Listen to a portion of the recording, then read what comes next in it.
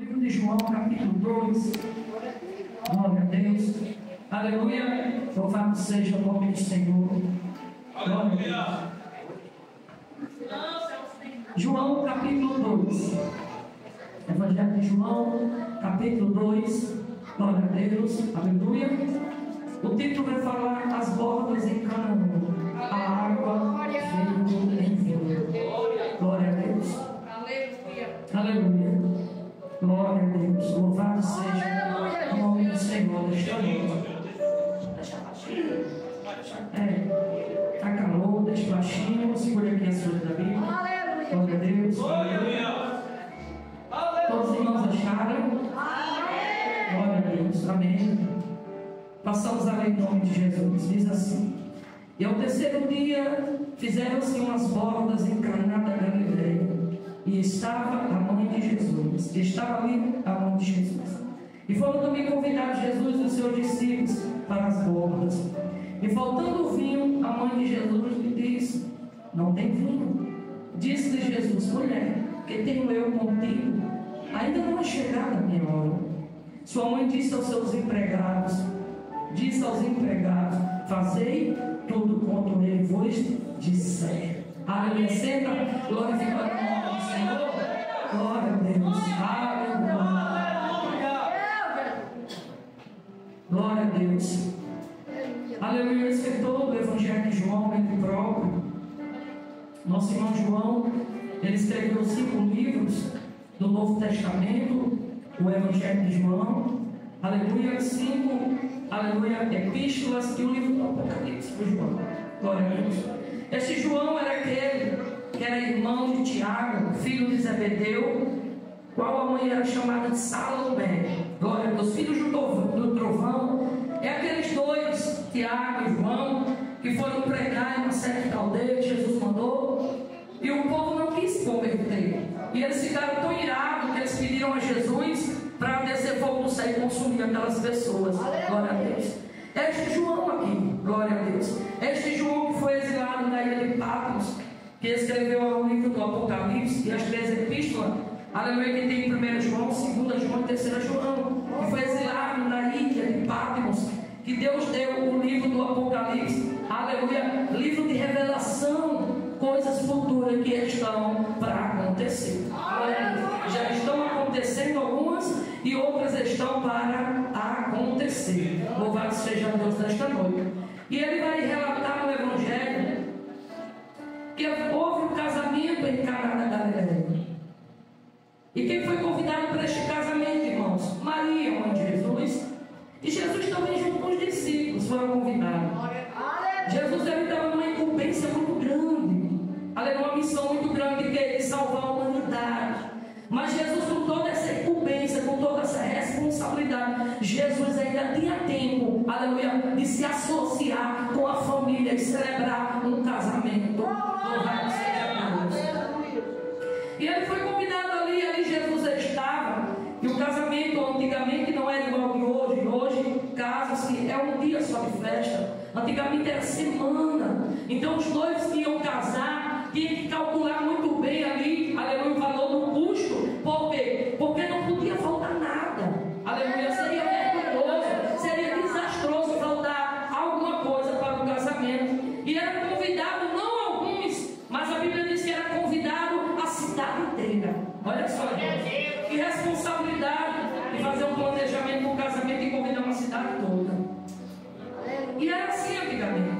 Aleluia.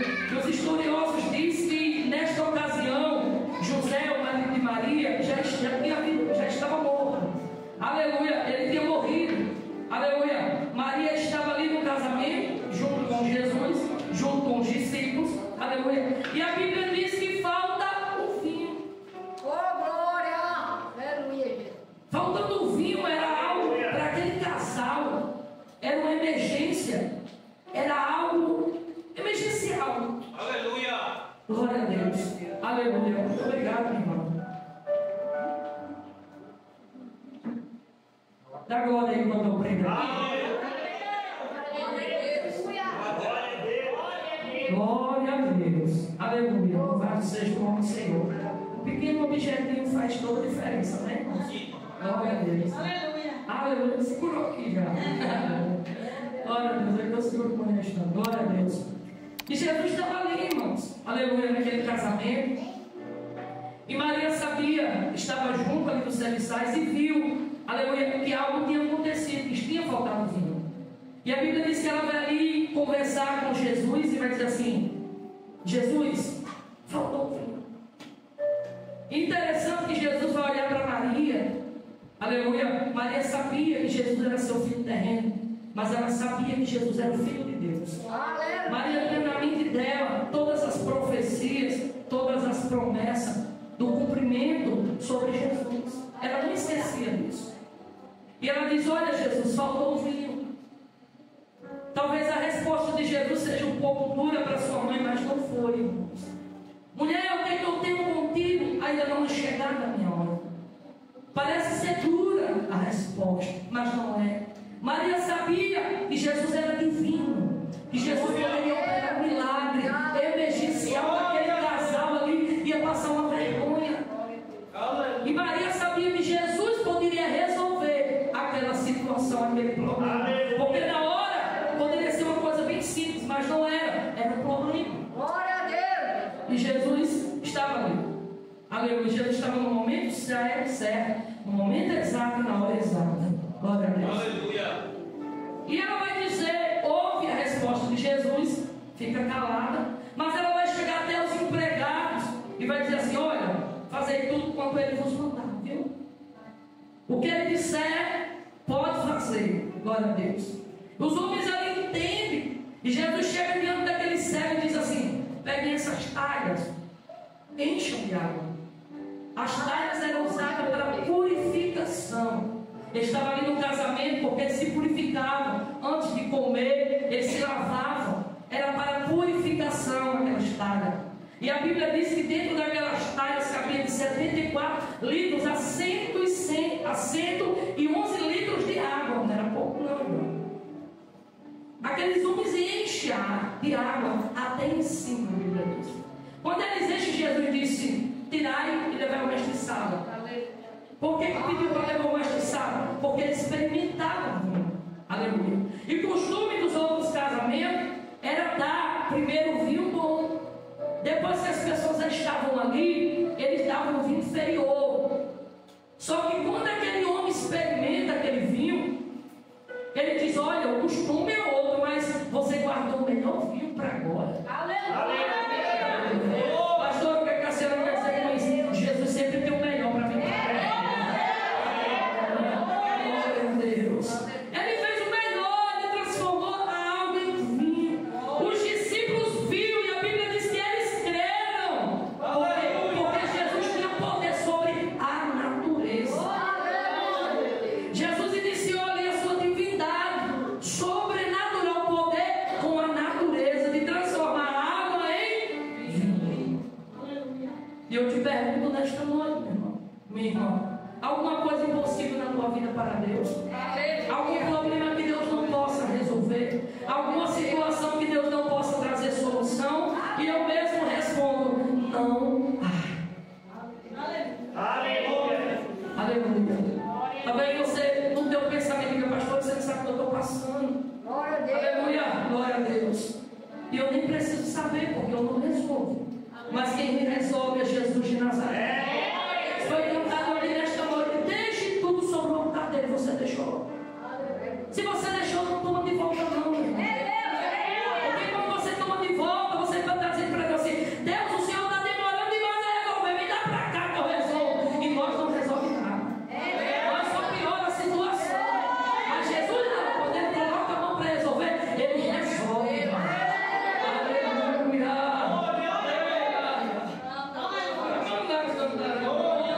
Quando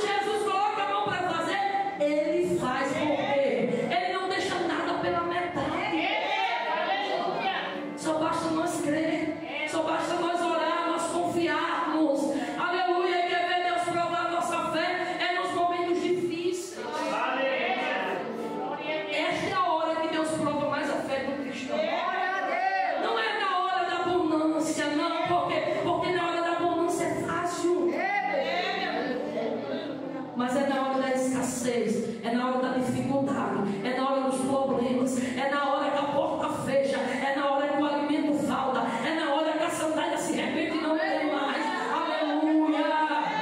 A mão nada. É na hora que você procura a solução é que não acha. É nesta hora que Jesus ele sonda o meu e sonda o teu coração. E quer saber realmente se nós somos adoradores de verdade. Aleluia. Nada é impossível para Deus. Jesus deu início ali a seu ministério no casamento. Aleluia. Provando que a família é muito importante. Aleluia.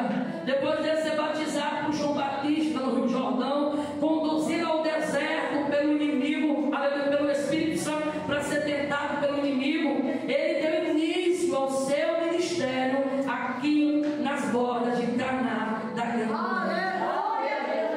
Foi aqui que Jesus iniciou o seu ministério.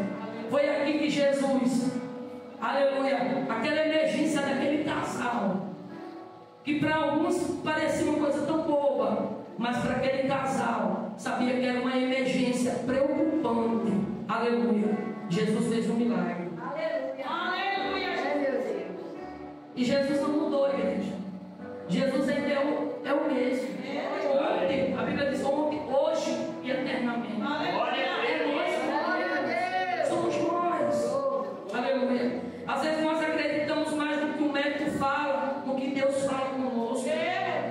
Às vezes nós somos acometidos, diagnosticados com uma enfermidade, e nós achamos mais fácil ficar dependente de remédios do que orar e perguntar a Deus: Deus, o que é que o Senhor tem a falar ao meu respeito? O Senhor vai me curar? Se o Senhor curar, eu continuo te adorando. Se o Senhor não curar, o Senhor continua sendo Deus. Nós não procuramos a resposta de Deus. Aleluia. E hoje, irmãos, a alavanca que está enferrujada, ela pode desenferrujar? Com certeza ela pode. É a alavanca da oração. Os irmãos não conseguem dormir de madrugada, acorda e não dorme mais, e não entende que é Deus chamando para orar, e não entende que é Deus chamando para descer a casa do oleiro. Aí faz o que? Vai no médico: ó, doutor, eu não estou dormindo, passa um remédio calmando para mim dormir. E não é isso que Deus quer. Deus quer que você desça, Deus quer que você ore, Deus quer que você interceda. E não é 10 minutos, não é 15 minutos. Se ajoelha nessa hora, irmão. Aleluia. Quando você mergulhar, tu pode agarrar no som de joelho. Porque a Bíblia diz que quem dá o sono não é remédio, é Deus. Ele que dá o sono aos seus. Se não está dormindo é porque Jesus está te chamando. Só que a nossa sociedade, os irmãos não estão entendendo, irmão. Aleluia. Mas pastor, eu oro o quê? 5 minutos? 5 minutos e me deito, não consigo dormir. Levanto, vou na cozinha, bebo água, rodo para lá, rodo para cá, e não consegue se ajoelhar e se ligar no trono. E prefere passar a vida toda dependendo de remédio para dormir. Irmãos, a oração ainda ela resolve tudo. Ela não resolve só o assunto, ela resolve tudo. Se nós orarmos com fé, se nós buscarmos ao Senhor, entendemos que nós dependemos dEle, você vai ver como a tua vida vai ser diferente da minha vida. É diferente. Aleluia, aleluia, aleluia. Só que existe algumas pessoas que não, eu dependo de Deus, mas eu dependo disso aqui também. Eu dependo de Deus, mas eu dependo daquilo dali também. A dependência de Deus é total, não é pela metade. É total. Aleluia. Olha o exemplo do apóstolo Paulo, homem que outrora era cavalo do diabo. Saulo de Tarso era cavalo do diabo. Mas a partir do momento que aquele homem teve encontro com Jesus no caminho de Damasco, aquele homem deixou de ser cavalo do diabo e passou a ser um instrumento poderoso nas mãos de Deus. Quando ele vai buscar os irmãos, ele leva a carta, ele sai dali obstinado para trazer aqueles que se diziam ser do caminho que servia a Cristo. Paulo sai dali com ira para procurar aqueles irmãos, para açoitá-los, para maltratá-los, para prender eles. E a Bíblia diz que no meio do caminho o próprio Jesus aparece a ele. No resplendor de luz. A Bíblia diz que ele cai do cavalo e fica cego. Quando ele cai do cavalo, vem aquele resplendor de luz. Paulo se levanta ali sem ver nada. E a Bíblia diz que os seus servos levam ele a Damasco. E olha que coisa tremenda quando Deus tem encontro com o homem. Quando aquele homem tem encontro com Jesus, e Jesus, o próprio Jesus, vai dizer assim: Saulo, Saulo, por que tu me persegues? E ele vai dizer assim: quem és, Senhor? E Jesus vai se revelar: eu sou Jesus, a quem tu persegue. Aleluia. Jesus não diz: você persegue o meu povo, não, os meus não. Jesus diz: eu sou Jesus, a quem tu persegues. Aleluia. Aleluia. Porque quem persegue servos de Deus está perseguindo o próprio Cristo. Aleluia. E vai para aquela hospedagem ali em Damasco. E Paulo começa a orar, já começa a mudar a situação. Já começa a orar. E o Senhor fala para Ananias, o profeta que havia ali: Ananias, sim, Senhor, eu quero que você vá a uma cidade de Tarso. Na rua direita, lá vai estar um homem chamado Saulo. Ananias já ouvia o que Saulo fazia. E a Bíblia diz que Ananias teve medo, porque ele sabia da crueldade do que Saulo fazia com os irmãos. Ele disse: mas Senhor, e o Senhor vai dizer: vai, porque ele é o vaso escolhido. Aleluia. E a Bíblia diz que ele vai. E quando ele chega lá, quem estava orando? Saulo estava orando. E quando Ananias entra naquele lugar, ora, a visão dele é recuperada. E a Bíblia diz que imediatamente ele é batizado com o Espírito Santo. Aleluia.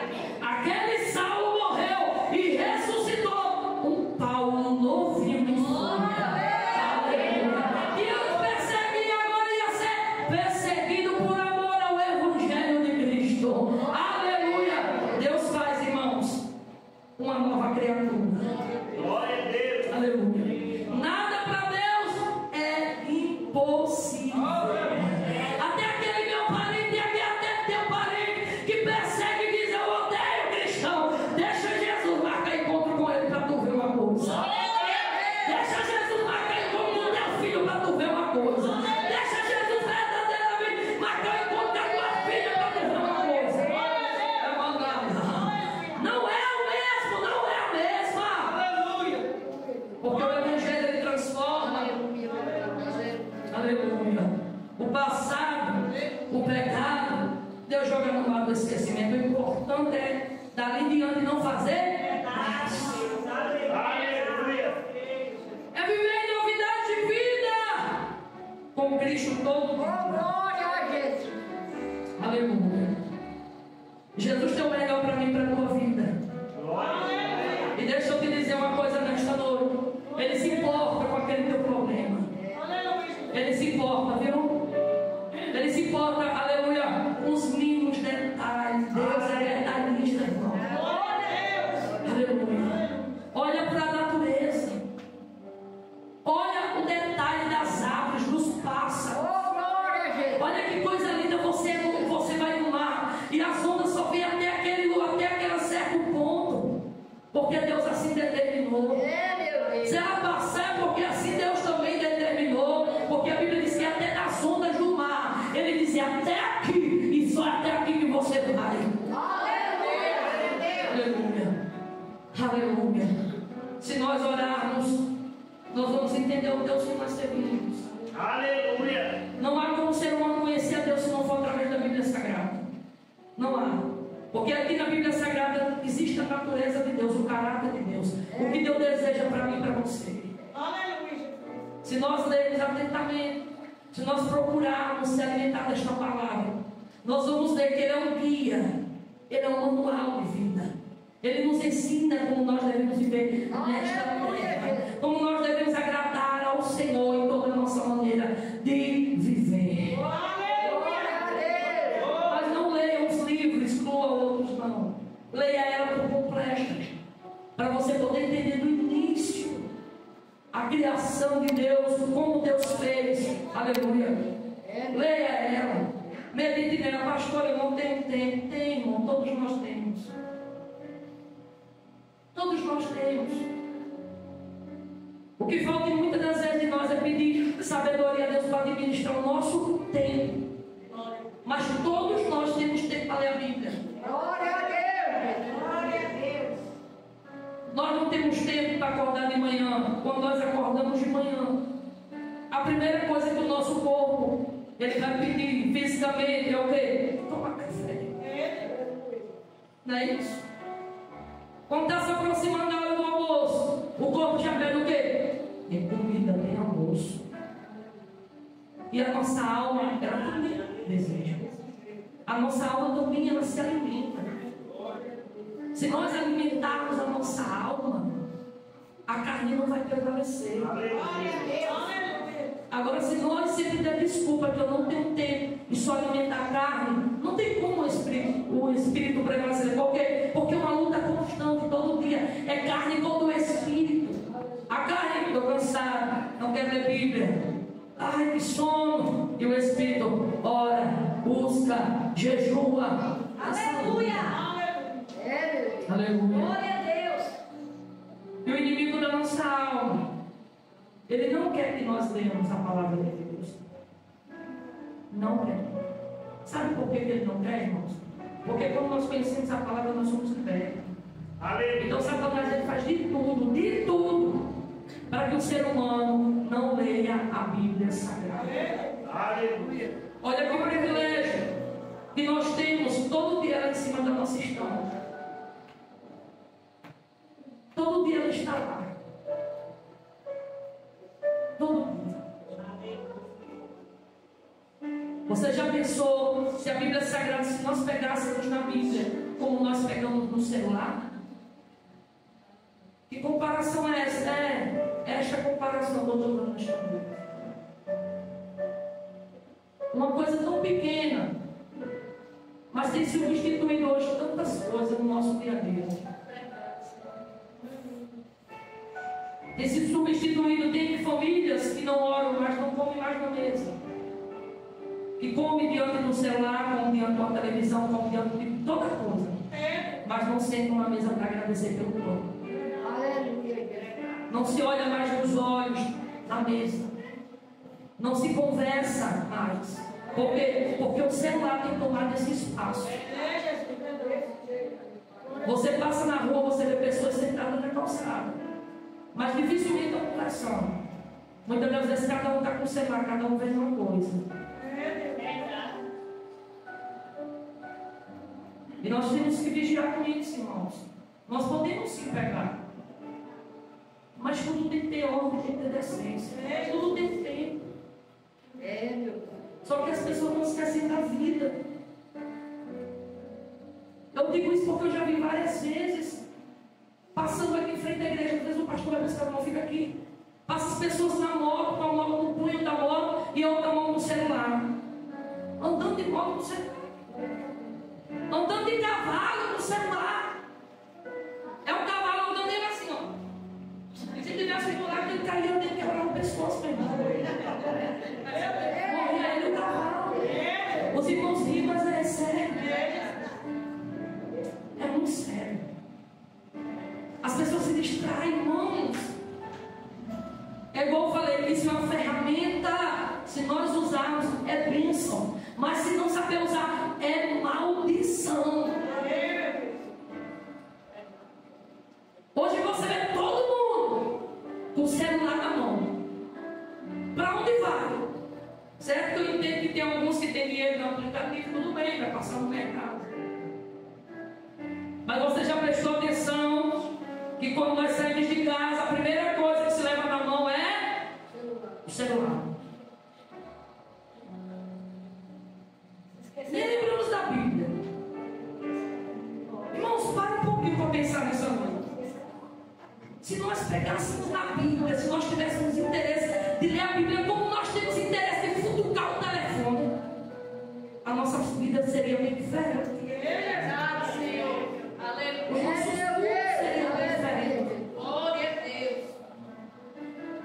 Sabe por quê? Porque hoje se alimenta-se em casa. Alimentação. Você vê, se você pegar no celular, não dá sono em ninguém.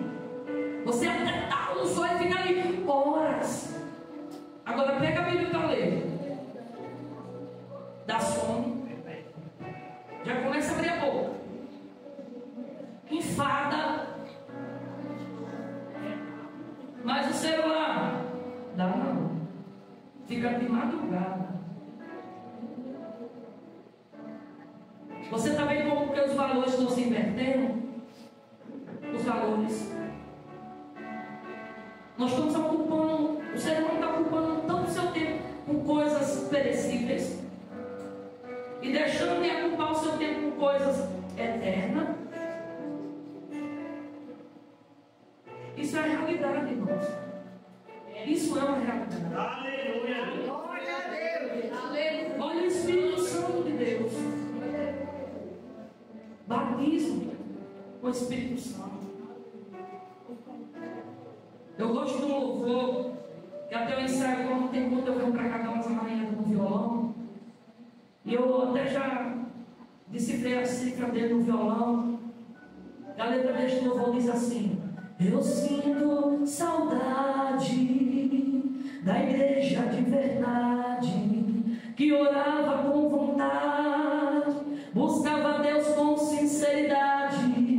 Eu sinto saudade, pastor, que orava com fervor, orações das madrugadas, propósito, jejum. A igreja tinha temor, mas mudou. O que é da igreja agora? Cadê a nova geração que busca Deus como outrora? Venhamos ser como a igreja de outrora, que estando vazia ou cheia, a igreja dava glória. Jesus curava, batizava, renovava, o Espírito Santo a igreja visitava. E agora? Glória a Deus. E nos dias de hoje? Como é que tem sido? Tão difícil, né, irmãos? Os dias estão sendo tão difíceis. Os valores estão se perdendo. As coisas não estão como estão antes. A modernidade. O mundo querendo entrar dentro da igreja. É tantas coisas que nós vemos. E nós devemos buscar o Senhor quando nós podemos achar. Porque a Bíblia diz que eu não posso me conformar com este mundo. Você tem se conformado com este mundo? Você tem se conformado com as coisas deste mundo? Você olha para este mundo e diz assim mesmo, é desse jeito, tem nada a ver. Como é que você tem olhado para este mundo, os teus olhos, e como é que você tem visto? A Bíblia diz que eu não posso me conformar com este mundo, mas é o que eu tenho que me transformar pela renovação do vosso entendimento. Qual é o entendimento, pastor? Da Bíblia, meu irmão, da palavra. E como é que nós vamos renovar se nós não conhecemos? Como é que nós vamos renovar se nós não lemos ela? Como é que nós vamos renovar se nós chegarmos no culto, deixar ela lá em cima da estante e passar a semana toda e não ter interesse de pegar nela para ler?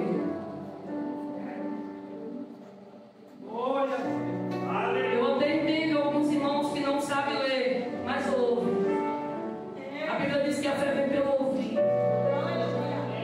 Mas você que tem o privilégio de saber ler e deixa a tua Bíblia a semana toda lá na estante, sem pegar nela para saber o que é que Deus tem escrito, o caráter de Deus, o que está escrito para mim, para a tua vida, o interesse de pegar nela.